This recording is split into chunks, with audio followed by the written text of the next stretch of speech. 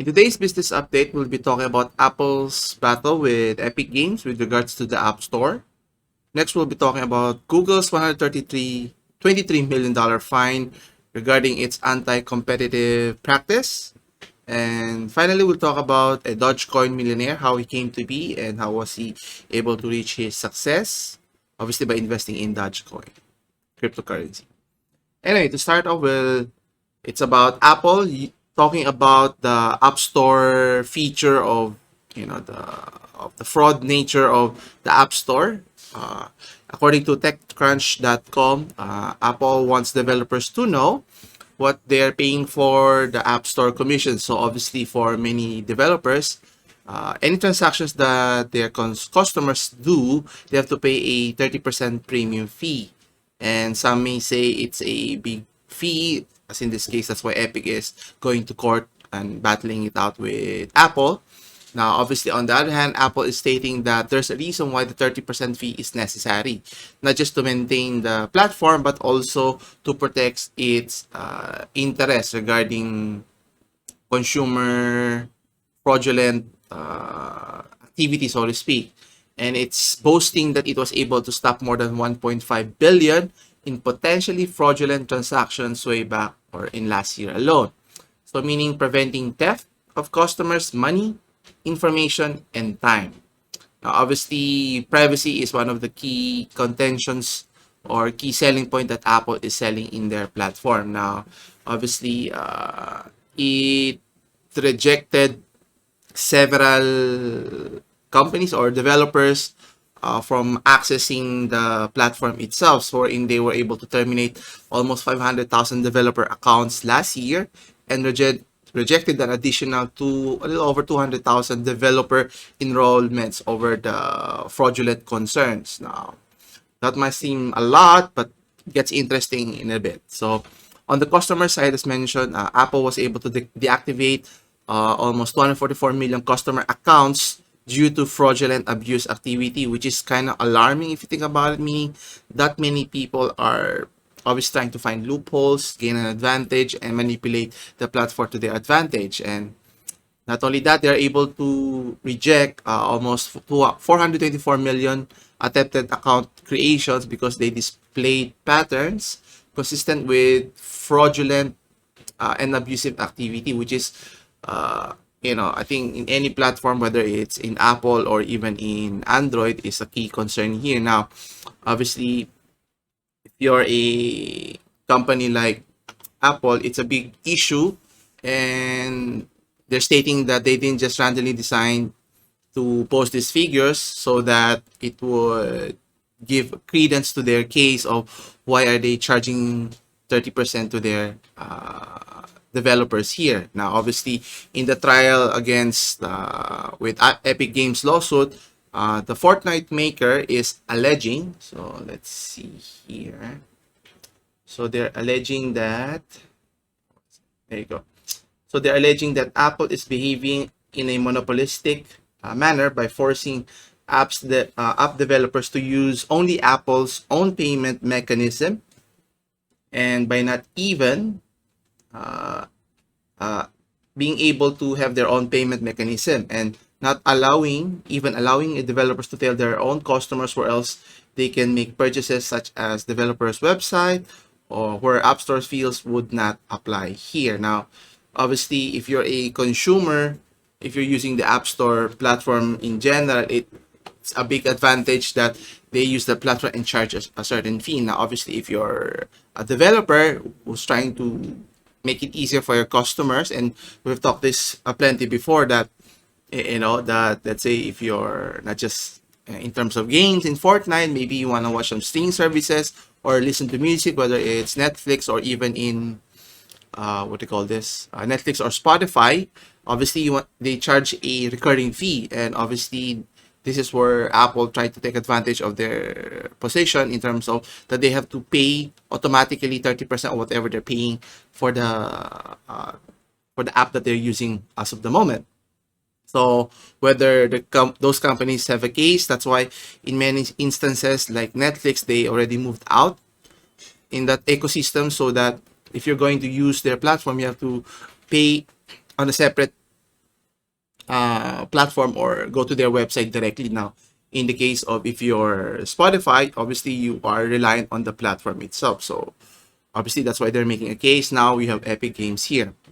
Now obviously not being able to tell your customers that you have an alternative position in terms of paying, it's a problematic matter. And obviously Apple is attempting to position that the stories regarding fraudulent apps in the App Store is an important part. But obviously based on one of the main proponents here, it mentions that there's a larger issue at hand here. And what's interesting here, according to a developer named Costa Eleftherius, I hope I'm pronouncing his name properly, there's a bigger issue here. And according to him, he mentions or exposes that how easy it is to find those scam apps after they mistakenly get approved. And that's what the contention here that makes Apple's case so weak. For a billion-dollar company, they are not able to find a solution.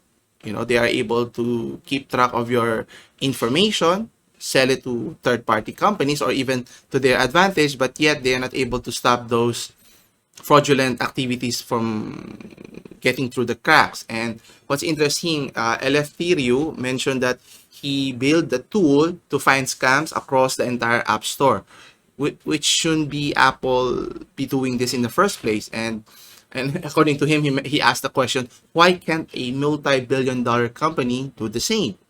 And obviously, if company or a developer were to slip through the cracks, why not try to actively review the app, whether they have malicious or suspicious activities in terms of generating high revenue and suspicious number of 5-star reviews. Obviously, for any app, there has to be an analysis whether all those 5-star reviews are reliable or has been manipulated to the company's advantage and so forth, and be able to check right away if it's considered a scam or not. If there's a host of community being able to do that, how come a company as big as Apple not able to? Actually, it's the same boat with regards to if you're, let's say, in Amazon, there are so-called fake reviews where reviewers were paid off to give positive feedback so that it would embellish the review or the position of those products in their marketplace. Quite interesting if you think about it. Next, we have Google, which was hit by a $123 million fine in Italy regarding its monopolistic practice regarding Android Auto. Now, according to the article here at TechCrunch.com, mentioned that they were fined in the amount of 100 million euros or $103 million by Italy's antitrust watchdog for abuse of its dominant market position. And this regards to the Android Auto, a modified version of Google's mobile OS intended for car use. Now, obviously, it's very popular here as well. Whether you're an Android user, you have Android Auto, or if you're an Apple user, you have Apple CarPlay instead. And it shows that how Google restricted access to the platform, in particular to an electric car charging app, which is called Juice Pass, made by a company named Enel X Italia. Now, the Android Auto lets obviously motorists directly access selected apps. In this case, you can use Maps, Music, or any app that you prefer by the dash-mounted screen in your vehicles, right? And obviously, Enel's X Italia's Juice Pass is interesting, not included in their platform. So obviously, the key point here is if you're a platform here, it should be fair game for anyone to access the platform here. And what Google is contesting is that a driver shouldn't be reaching for a phone when you're driving, which is true, right? But the fact that you're giving them options, being able to access certain apps, and can I just limit whether this is allowed and that's not allowed? What's the criteria? How can it, is it considered fair and so forth? But by the looks, obviously, Italy agrees with the company that that it is not considered fair and should be allowed to be used by any user. And Android, obviously, Auto puts a significant blocker on relevant usage here. So if you're not one of their approved app for CarPlay, then you'll be removed and not have access to your consumers. Now, obviously, this is a big deal. We're in Google's market restriction. Let's see here. So Google's market restriction here has drawn the attention of Italy's competition watchdog, which is obviously taking a look that if it's considered fair or not. And I think it was mentioned here that Google mentioned that they had violated Article 102 of the Treaty of Functioning of the European Union here. So let's see here. There you go. That Google must provide, it has ordered to make JuicePass available via the platform. And Google must provide the same interoperability with Android Auto to other third-party app developers, which seems fair if you think about it. Google shouldn't be the only one to decide whether who's allowed and or not, unless there's strict guideline and it shows that those who are violating the said agreement and so forth in the platform. But apart from that, they shouldn't be limited. And obviously, it's not just the company here, but also other developers would be affected as well if they are to be limited. Anyway, and according to the AGMC, which stated, according to the authority findings, that Google did not allow the company Enel X Italia to develop a version of its JuicePass app compatible with Android Auto, and a specific Android feature that allows apps to be used while the user is driving, compliance with safety, as well as distraction reduction requirements.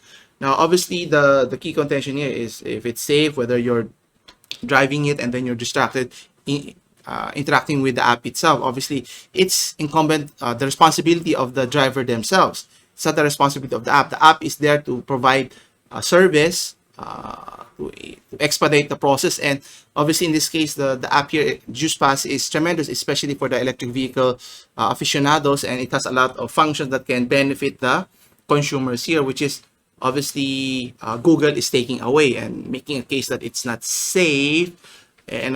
Kind of proves that it's kind of a weak reasoning here, that JuicePass provides a wide range of services for recharging electric vehicles. So from finding a charging station to managing a charging session and reserving a place at the station. So obviously, it not say automates, but it expedites the process and gives function guarantees that actual availability for charging it if it's available. And denying Google is vehemently denying any wrongdoing. Obviously, if it's to your detriment, you will say that they did not did anything wrong. That's why it's important to have a third party unbiased, in this case a watchdog, to look at it whether it's fair or not, or for the governments to decide whether Google as a company is only looking at the interests of the company, not to the consumer, as well as to their partners with those developing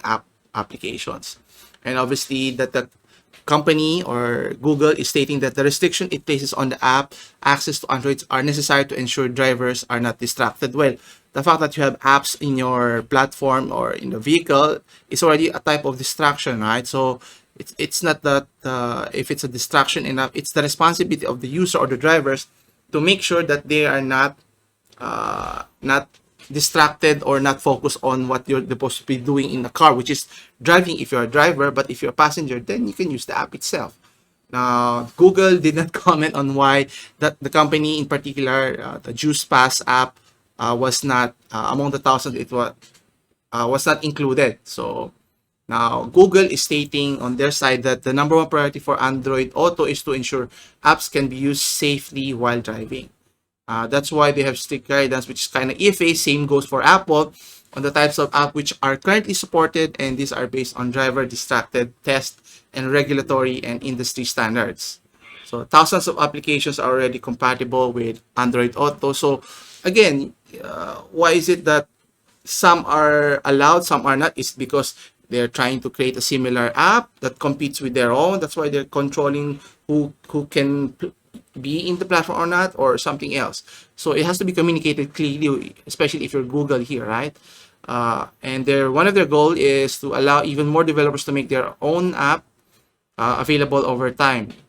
We have introduced templates for navigation, charging, parking apps open for any developers. Now, Obviously, they're agreeing with what was mentioned, but again, it's a responsibility also of Google to ensure that fairness is applied here. They would like it if the roles were reversed, right? It is what it is, and obviously it could be a what things to expect in the future, especially for gatekeepers, players like Google, or even Apple, or even Facebook in Europe, especially with the incoming DMA or Digital Markets Act. So we'll see if that would limit the monopoly of said companies here.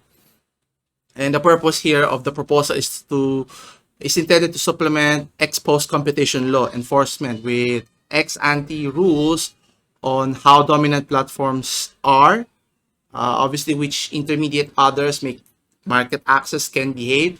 It can limit or it can grow the marketplace here. Now, obviously including by imposing upfront requirements that they support interoperability is important. Now, whether that can be implemented effectively is another case that we have to see. Now, Google has already been embroiled with several antitrust issues, not just in the EU, but also in the United States, including a 5 billion penalty over how it operates Android. Now, obviously, they're leveraging as a company, but in the marketplace, if it's not fair for the consumers, or even in the marketplace, or even other competitors, then, it's a big deal. Anyway, finally, we have Dogecoin here. Now, obviously, cryptocurrency is it's on the upswing now in terms of its demand, its popularity. Obviously, with Elon Musk, what do you call this? Elon Musk endorsing Dogecoin, it says in a meme, and especially mentioning it in his latest appearance in the Saturday Night Live edition.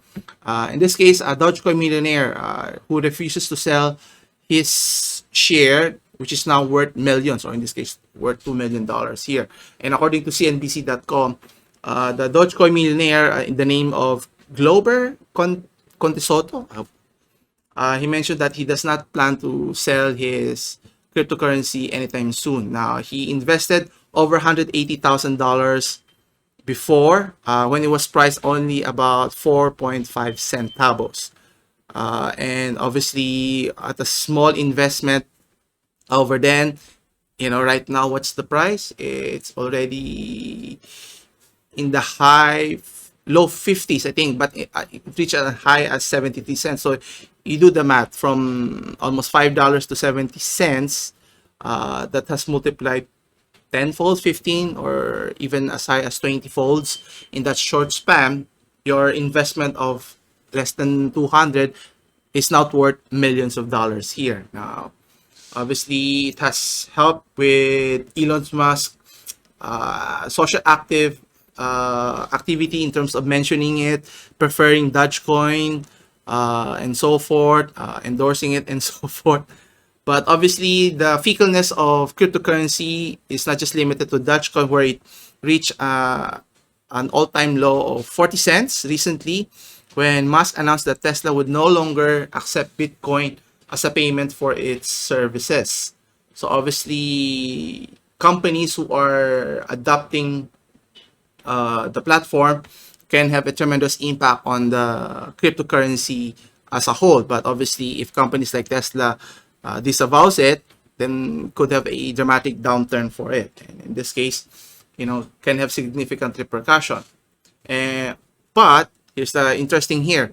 When he tweeted after his stint in the Saturday Night Live, being the host, tweeted that he's working with Doge developers to improve system interaction efficiency, potentially promising of returning of using Dogecoin again, since he asked a Twitter poll as to whether should accept Dogecoin, which obviously majority are in favor of that. Now, Musk himself, the billionaire, is stating that whether to support, in this case, Dogecoin or Bitcoin, in terms of how it generates its Bitcoin or its cryptocurrency by mining, by utilizing environmental resources, which that's why he tried to say that he would stop accepting Dogecoin cryptocurrency as payment.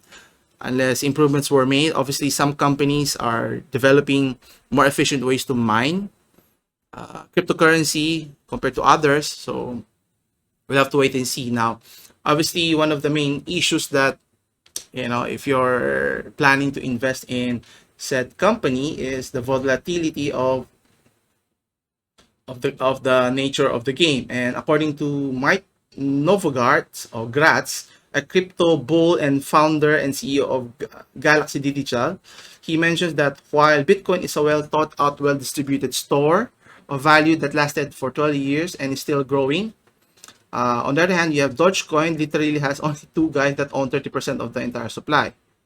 But Bitcoin has also an extensive and well-funded ecosystem, while Dogecoin does not. And on the other hand, Dogecoin does not have a supply cap, while Bitcoin does. Now, obviously, Bitcoin has grown in popularity and has grown tremendously compared to Dogecoin. But not to say the least that Dogecoin is not worth chump change, right? And obviously, regardless of which cryptocurrency you invest in, all of them is a risky investment. That's why, for all its what do you call this? Its glamour, its enticing nature of investing in cryptocurrency, of the possibility of generating uh, several times over in terms of your investment, can all go away in one instant if the market were to crash and so forth. And he mentioned that it's highly speculative, and the so-called meme, obviously it's a popular meme, the Dogecoin, is based on the social media buzz, and obviously warning investors could get burned. And obviously the learning lesson here is you don't invest your entire nest egg in the cryptocurrency. If you're going to invest on it, then word of advice, then you only invest a portion that you're willing to lose. That if it generates a substantial amount, then good for you. But if you're going to think that it's going to be a game changer in terms of your lifestyle, then you're like gambling in a casino that you don't know what can the outcome here, even if you're a veteran in terms of investing money, whether in the stock market, in this case in the Bitcoin realm here. And what's interesting here is he spent his money he spent more in his money by buying the dip. So he invested an additional $7,500 of his hard-earned money when the trading was around 47 cents, and he used money he earned by selling other cryptocurrency he owned. So meaning, along with money left over after paying bills from his day job paycheck. So again, in his instance, Conte Soto mentions that don't solely rely on making it big with the cryptocurrency here, that you have a backup, or this is a backup at the primary, and ensuring that if you have extra money you want to invest, if you believe that it will grow, then go right ahead. Right? No one's going to stop you. And what's interesting here is that Doge is powered by a regular, everyday person, retail investor that just wants to make a difference for themselves and difference in the world. Obviously, it's not the same as if you're investing in the stock market, wherein you have to go through several channels in order to be able to invest in a company or a substantial amount. But in Dogecoin, you just need to have an app, register, and invest your money, then that's it. So it's very accessible for many, in a sense. Now, again, as I mentioned, a caution here that a disclaimer that obviously even expert is stating that it's warning investors to proceed with caution before buying Dogecoin or any cryptocurrency at that deeming its rally to be highly speculative, which is true, and highly volatile. So people should only invest money that they can afford to lose. And I cannot reiterate the significance or importance of that statement. Now, obviously, right now, Dogecoin is trading at less than 50 cents, around 49 cents, with a trade market value of 63 billion, which is big bucks, right? So, obviously, compare that to Ethereum and Bitcoin, it's already miles ahead of Dogecoin here. But still, for those newcomers, if you're thinking there's a possibility, now's the time to invest. And if you have the extra cash, then go for it, right? Anyway, that concludes our episode. Thanks again for watching. Come back again on Wednesday for more business update. If you enjoyed this type of video, don't forget to hit the like and subscribe button. As always, I'll see you again in the next one. Take care.